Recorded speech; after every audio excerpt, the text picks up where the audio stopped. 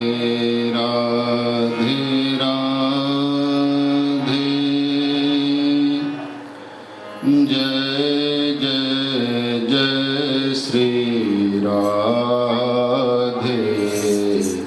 राधे राधे राधे जय जय जय श्री राधे राधे राधे राधे जय जय जय श्री राधे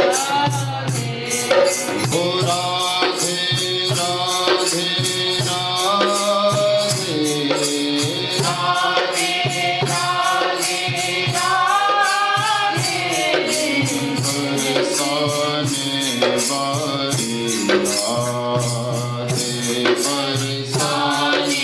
वाली राधे राधे राधे जय जय जय श्री राधे राधे राधे राधे जय जय जय श्री राधे राधे राधे राधे जय जय जय श्री राधे राधे राधे राधे जय जय जय श्री राधे।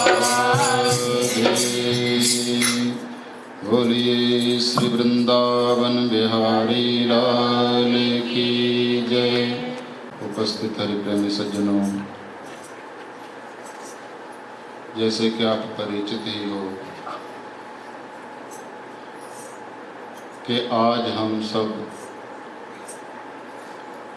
एक शोक संतप्त परिवार के मध्य इस हिंदू मिशन के प्रांगण में एकत्रित हुए हैं।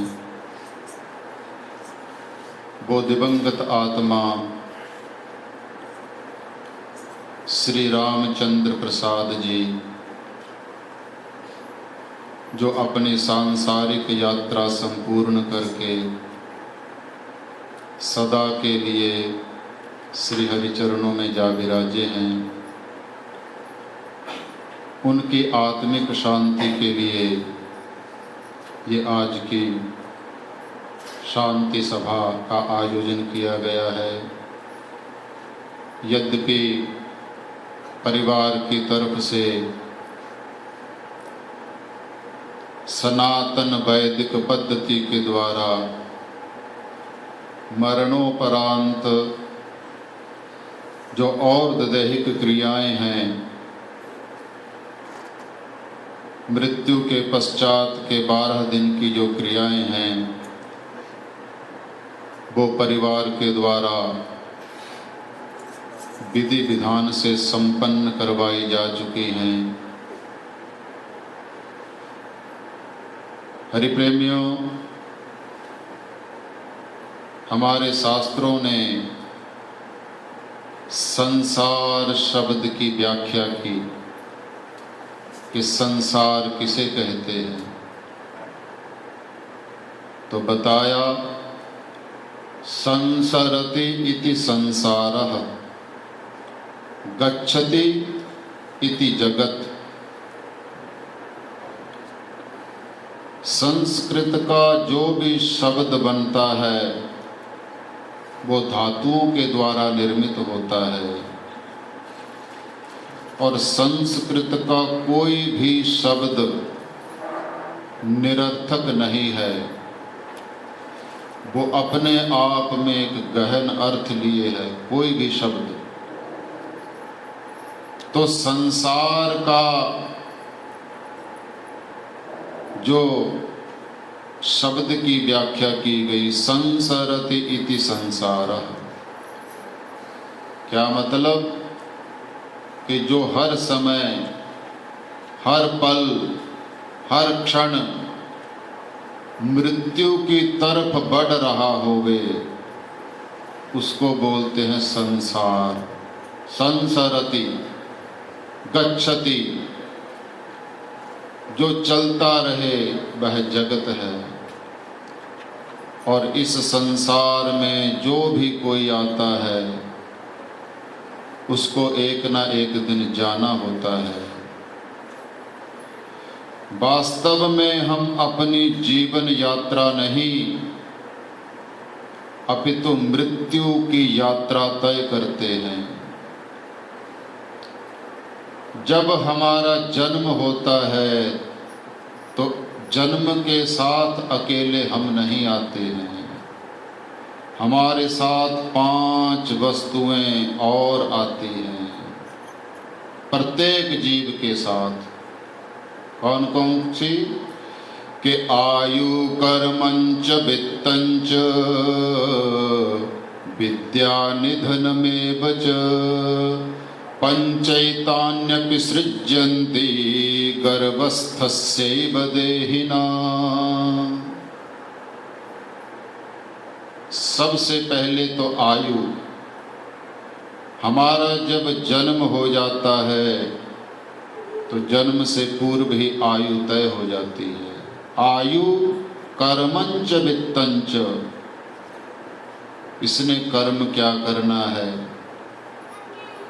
धन कितना कमाना है, विद्या कितनी पढ़नी है और इसकी मृत्यु किस बहाने से होनी है, कब होनी है, ये 5 वस्तुएं हम अपने साथ लिखा करके लाते हैं प्रत्येक जीव। हरि प्रेमियों, यह जो संसार है यह प्रकृति के द्वारा निर्मित है, माया के द्वारा निर्मित है। उस परम पिता परमात्मा की अनंत शक्तियां हैं, उनकी कोई गिनती नहीं है। 10 लाख 1 करोड़ 10 करोड़ कोई गिनती नहीं है परमात्मा की शक्तियों की। अनंत शक्तियां हैं उस परम पिता परमात्मा की। और उन अनंत शक्तियों में से एक माया नामक शक्ति है भगवान की। उस माया के द्वारा यह संसार रचा जाता है, बनाया जाता है। गो गोचर जहाँ लग मन जाई, सो सब माया जाने हो भाई। तुलसीदास जी ने कहा रामायण में, जहाँ तक तुम कल्पना कर सकते हो वहाँ तक कल्पना करो, वो सब माया के अंदर है। गो गोचर जहाँ लग मन जाई, जहाँ तक तुम्हारा मन जाता है। तो ये जो संसार देख रहा है ये उस परम पिता परमात्मा की माया नामक शक्ति के द्वारा निर्मित है। और वो जो माया है वह 6 स्वभावों वाली है। 3 उसके गुण हैं और 6 उसके स्वभाव हैं। गुण हैं रजोगुण, तमोगुण और सतोगुण, और उसके 6 स्वभाव हैं। कौन कौन से? पहला है प्रकट कर देना, जीव को प्रकट कर देना। यह पहला स्वभाव है माया का। क्वेश्चन उठता कि ऐसा क्यों कह रहे हो कि प्रकट कर देना जीव को? प्रकट तो परमात्मा हुआ करते हैं, जीव थोड़ी प्रकट होते हैं। जीवों का तो जन्म होता है। तो अभी बताया कि संस्कृत का कोई भी शब्द निरर्थक नहीं है। तो जो जन्म शब्द है वह जनि धातु से बना है। जनि आविर्भावे, जनि धातु का जो शब्द है उसका अर्थ प्रकट होना ही है। क्यों कहा? कि पहला स्वभाव जीव को प्रकट कर देना। क्योंकि हमारा जन्म आज प्रथम बार नहीं हुआ है। हमारा जीवन, हमारा जो जन्म है वह भी अनंत बार हो चुका है। शरीर बदलते जाते हैं, लेकिन जीवात्मा अनादिकाल से वही है। जब से परमात्मा है तब से हम हैं, यानी जीवात्मा तब से है। यद्यपि परमात्मा आत्मा का पिता है, लेकिन पिता और पुत्र दोनों एक उम्र के हैं, सीनियर नहीं है भगवान आत्मा से, क्योंकि तीन तत्व सनातन तत्व हैं। सनातन का मतलब सदा से, एक ब्रह्म, एक जीव और एक माया। ये तीन तत्व ऐसे हैं जो अनादिकाल से हैं, इनको कोई समाप्त नहीं कर सकता। शरीर बदलती जाती है आत्मा, लेकिन आत्मा कभी समाप्त नहीं होती है। तो इसलिए यहाँ कहा जा रहा है कि प्रथम स्वभाव है माया का जीव को प्रकट कर देना, जानी दिखाई दे देना, दिखाई पड़ देना। जो नाश है, नाश शब्द नश धातु से बना है। नश का मतलब अदर्शने। जब मृत्यु हो जाती है तो अदृश्य हो जाता है जीव, और जब जन्म होता है तो दृश्य हो जाता है। तो मैं बता रहा था कि 6 स्वभाव हैं उस प्रकृति के। पहला स्वभाव है जीव को प्रकट कर देना। दूसरा स्वभाव है वहाँ पर स्थापित करना, अपने संसार में रहने देना। ये भी एक गुण है। नहीं, कई वस्तुओं के ऐसे गुण हैं कि उनके पास कोई भी वस्तु आए वो अपने पास रहने नहीं देते। जैसे बहते जल में कोई वस्तु डाल दो, तुरंत आगे की तरफ सरका देगा, अपने पास नहीं रखेगा। लेकिन माया का यह स्वभाव है कि वह पहला तो जीव को प्रकट करती है, दूसरा उसको वहाँ रहने देती है, और तीसरा स्वभाव है माया का बदलाव का आना। चौथा स्वभाव है बढ़ना। पांचवा स्वभाव है घटना, और छठा स्वभाव है समाप्त हो जाना। तो इन 6 स्वभावों के अंडर में प्रत्येक जीव को रहना पड़ता है। वह चाहे कोई हमारे जैसा साधारण प्राणी होवे, चाहे कोई सिद्ध महापुरुष होवे, यहाँ तक के बड़ी बड़ी शक्तियाँ अवतार लेकर के आई इस संसार में, उन्होंने भी माया के इन स्वभावों को अपनाया, क्योंकि ये भगवान का लॉ है, भगवान का कानून है। भगवान अपने हुई बनाए हुए कानून को अगर अपने आप ही तोड़ने लग जावे तो फिर दुनिया वाले क्या कहेंगे। यद्यपि वो इन बातों से परे हैं, लेकिन उन्होंने जो लॉ बना दिया, जो कानून बना दिया, प्रकृति को जो डिपार्टमेंट संभाल दिया, उसके अंडर में ही आते हैं, और उसके अंडर में ही जितने समय तक उनका कार्य होता उसको संपन्न करके चले जाते हैं। तो ये माया के द्वारा निर्मित यह 5 भौतिक शरीर, माया के 6 गुणों के अंडर में रहते हुए प्रत्येक जीव को यहाँ से जाना पड़ता है। चाहे वह कोई साधारण मनुष्य होवे, चाहे सिद्ध महापुरुष होवे, चाहे कोई भी होवे। गरुड़ पुराण में आया कि जातस्य ही ध्रुवो मृत्युर्ध्रुवम जन्म मृतस्य च तस्माद् परिहार्यार्थे न शोकं कारयेत बुधः। जातस्य ही ध्रुवो मृत्युर्, जातस्य जो जन्म गया है, जिसका जन्म हो गया है, जातस्य ही ध्रुवो मृत्युर्, उसकी मृत्यु अटल है, ध्रुव है। ध्रुव का मतलब अटल है।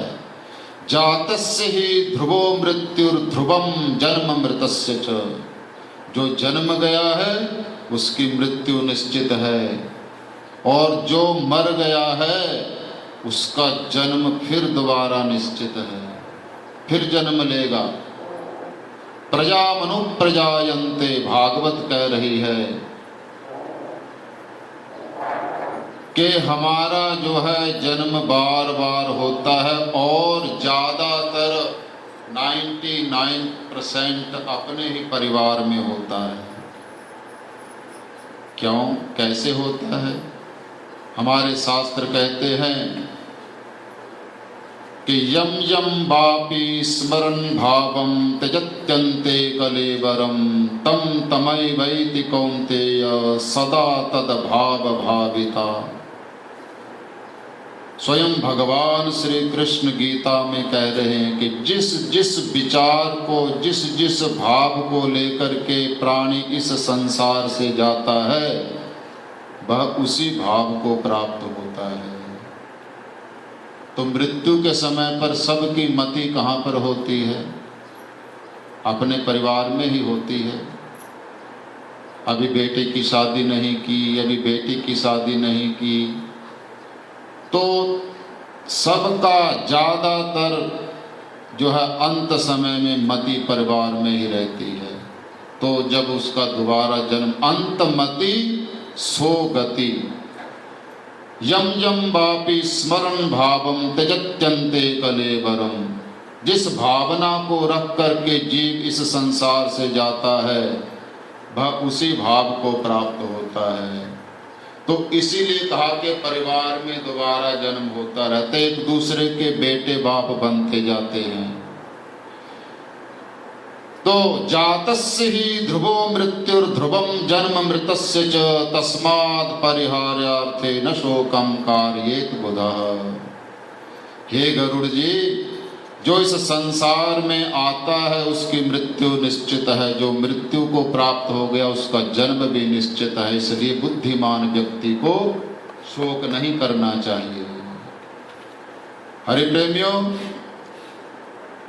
चलती चक्की देख के दिया कबीरा रोया, अरे दो पाटन के बीच में साबत बचा न कोया। कबीर जी ने चक्की को चलते देखा, सुबेरे से शाम तक जो भी दाना चक्की में आता वो पिस जाता। हरि प्रेमियों, ये माया और काल की चक्की चल रही है और इस माया और काल की चक्की में जीव रूपी दाने जो भी आते हैं वो पिस जाते हैं। ये दोहा जब कबीर जी ने गाया तो कबीर जी के पुत्र कमाल सुन रहे थे। तो कमाल ने जब अपने पिताजी से ये दोहा सुना तो कमाल ने एक कमाल का दोहा कहा पिताजी ऐसी बात नहीं है, अरे चलती चक्की चलने दे, पिस पिस आटा होया, अरे कील पाटी से जो जुड़ा उसे न पीसे कोया। माया और काल की चक्की चल रही है और इस माया और काल की चक्की का आधार कील परमात्मा है। चक्की के बीच में एक कील होता है, उसके साथ उसके पास कोई दाना लग जावे तो चक्की सारे दिन चलाते रहो, दाने का बाल बांका नहीं कर सकती। तो जो जीव आत्मा ये मनुष्य शरीर पा करके परमात्मा के साथ जुड़ जाता है वह मरकर भी अजर अमर हो जाता है।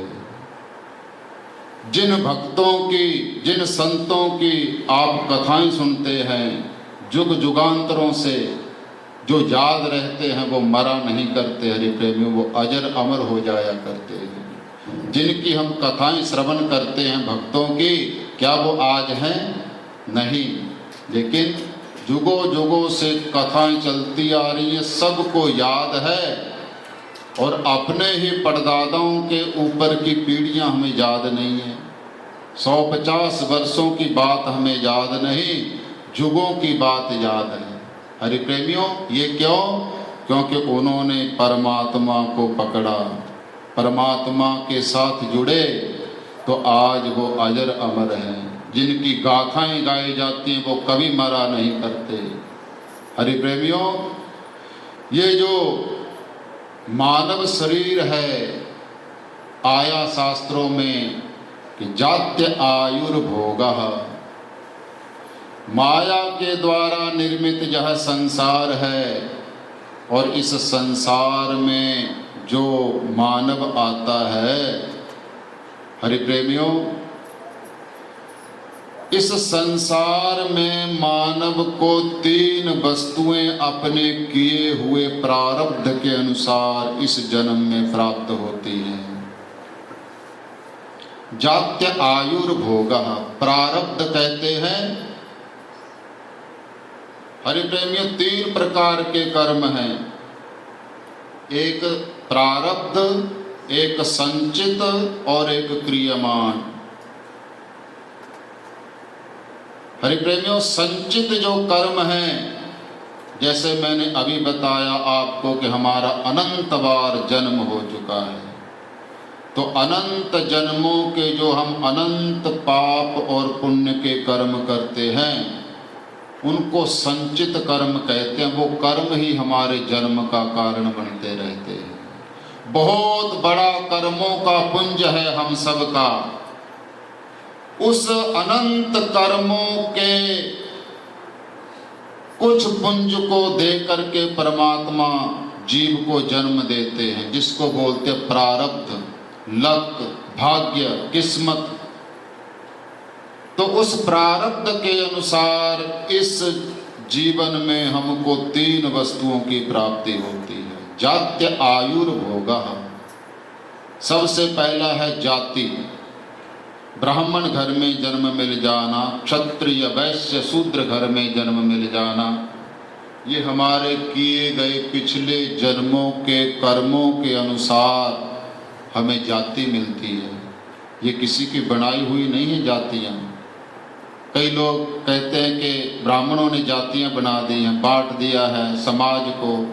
नहीं, ये वेदों में है, भगवान के द्वारा बनाई गई है। अपने कर्म के अनुसार जाति मिलती है। जैसा कोई कर्म करता है वैसा उसको जाति मिलती है, किए गए पिछले कर्मों के अनुसार। तो पहली वस्तु है जाति और दूसरा है आयु।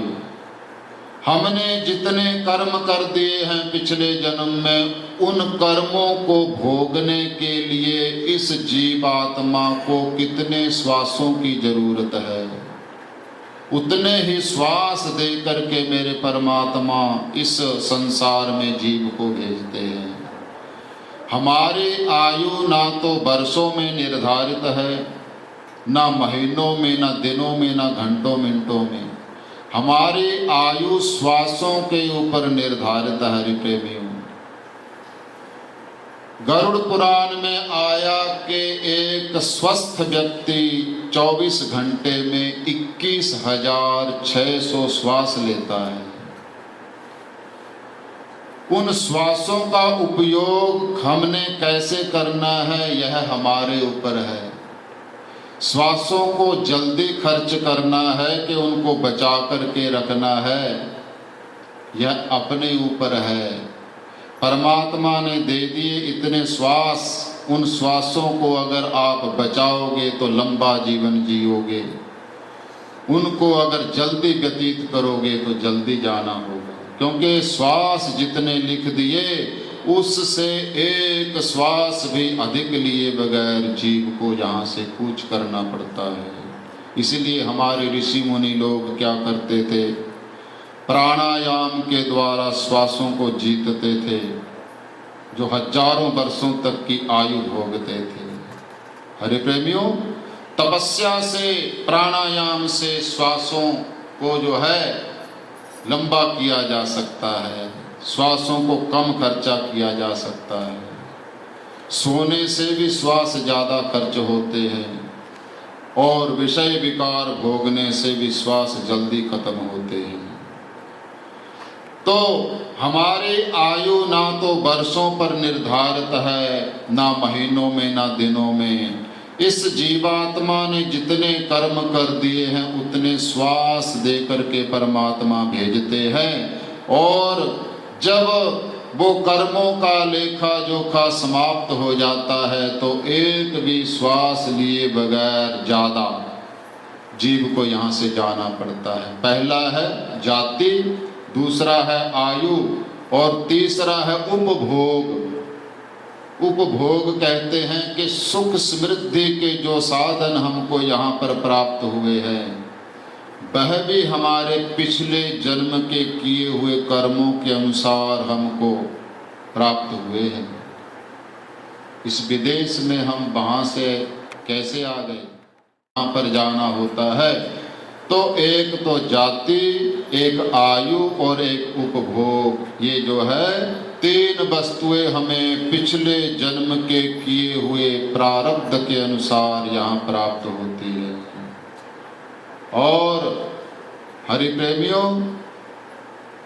ये जो कर्म है, कर्मों की गति बड़ी गहन है। कर्म ऐसी वस्तु है कि जिसको भोगना ही पड़ता है। अवश्यमेव भोक्तव्यम कृतं कर्म शुभाशुभम।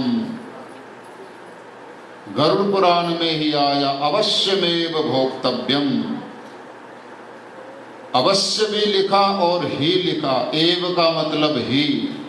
अवश्य ही भोगना पड़ता है कर्म का फल, चाहे आपने शुभ कर्म कर दिया चाहे अशुभ कर्म कर दिया। ऐसा नहीं कि शायद भोगना पड़ जावे, शायद नहीं है, अवश्य ही। अवश्यमेव भोक्तव्यम कृतं कर्म शुभाशुभम। कर्मों की गति बड़ी गहन है। तुलसीदास जी ने भी कहा, कर्म प्रधान विश्व रचि राखा, जो जस करहि सो तस फल चाखा। जैसा जिसने कर्म कर दिया है वैसा ही फल मिलता है।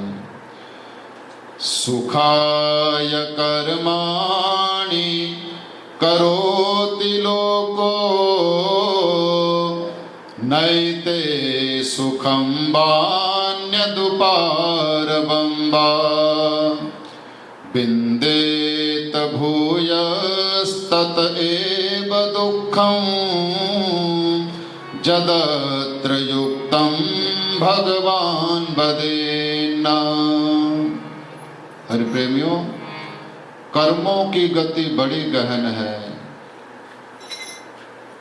एक बार जो है मैत्रेय जी से विदुर जी ने पूछा था कर्मों के बारे में ही। सुखाय कर्माणि करोति लोको।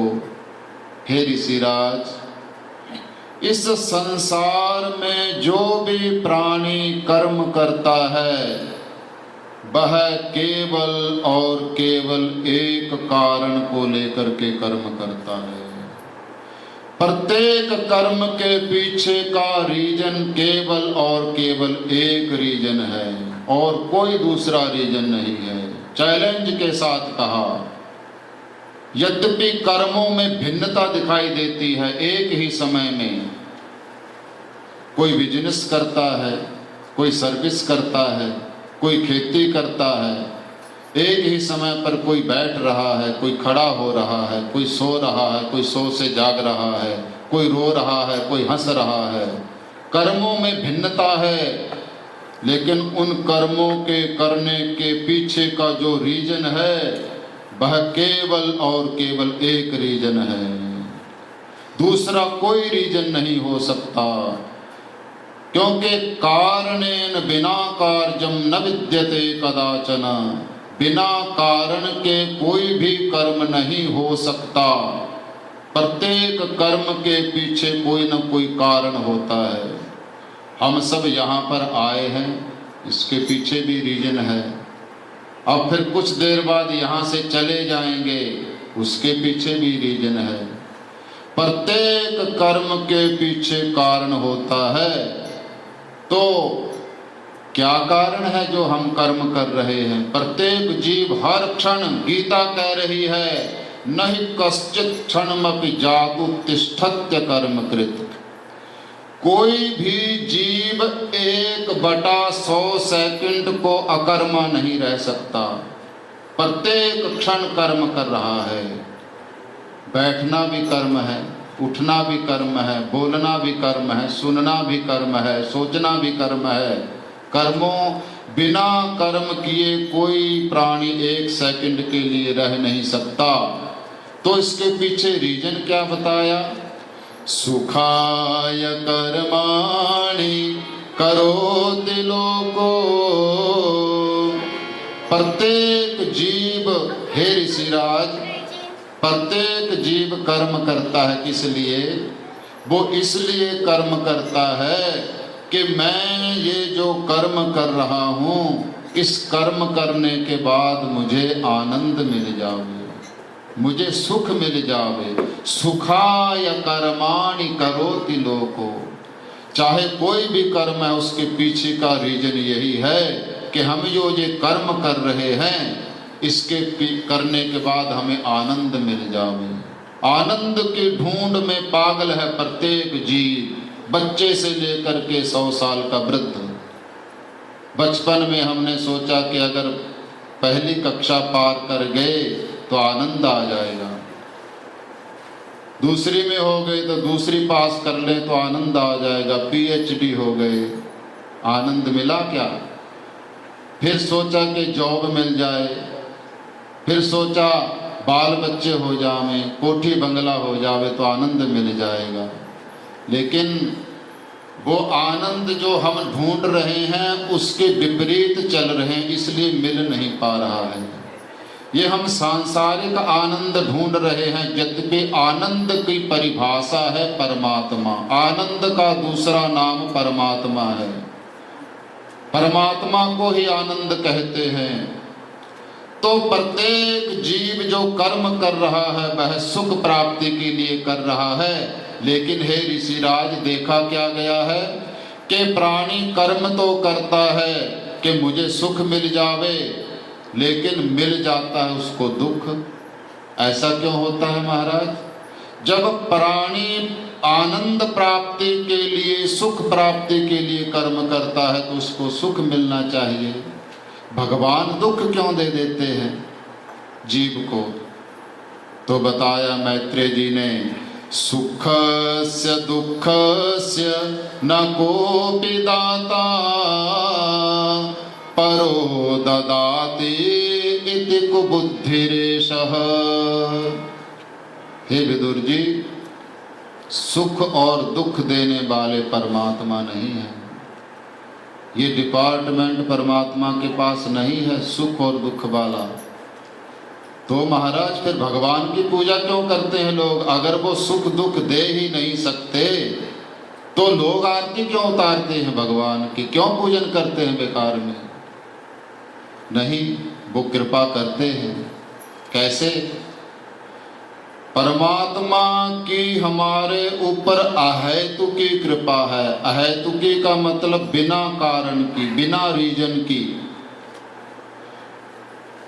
मैंने अभी बताया कि प्रत्येक जीवात्मा का अनंत बार जन्म हो चुका है, तो वह परमात्मा अनंत जीवों के अनंत जन्मों की फाइल लेकर के प्रत्येक जीव के हृदय में बैठा है और उसके प्रत्येक कर्म को नोट करता है और समय आने पर उनका फल देता है।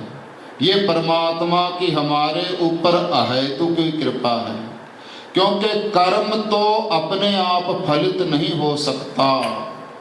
जैसे बीज है किसी फसल का, उसको थैले में रखे रहो तो क्या वह अंकुरित होगा? उसको बीजोगे तो ही फलित होगा। तो कर्म अपने आप फल नहीं देता।